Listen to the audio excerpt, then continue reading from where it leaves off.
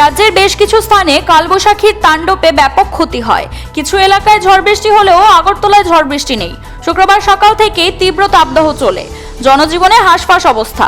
তীব্র গরম থেকে কিছুটা স্বস্তি দিতে পথ চলতি মানুষদেরকে আগরতলা পুর নিগমের রামনগর 36 নং ওয়ার্ড জলছত্রের আয়োজন করে। দশমিক হাট মহাবীর ক্লাবের সামনে হয় কর্মসূচিটি। পথ চলতি মানুষের মধ্যে ঠান্ডা পানীয়, তরমুজ সহ নানা জলযুক্ত ফল বিনামূল্যে বিতরণ করেন স্থানীয় বিজেপি নেতা কর্মী ও মহিলা মোর্চা।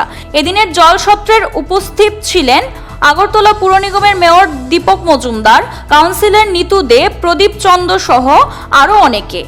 এক প্রতিক্রিয়ায় এদিন মেয়র বলেন, সারা রাজ্যের সাথে আগরতলাও তীব্র দাবদাহে চলছে। এই গরমকে উপেক্ষা করে কাজ করে যাচ্ছে সাধারণ মানুষ। তাই গরম থেকে কিছুটা স্বস্তি দেওয়ার জন্য পথ চলতি মানুষের মধ্যে ঠান্ডা পানীয় জল সহ তরমুজ বিতরণ করা হচ্ছে।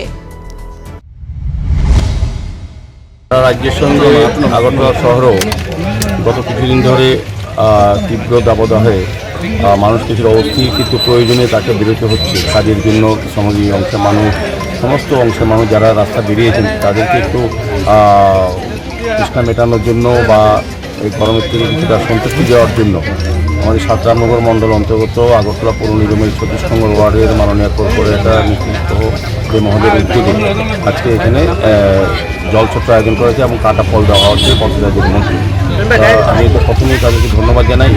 Siri TV, channel for news and entertainment.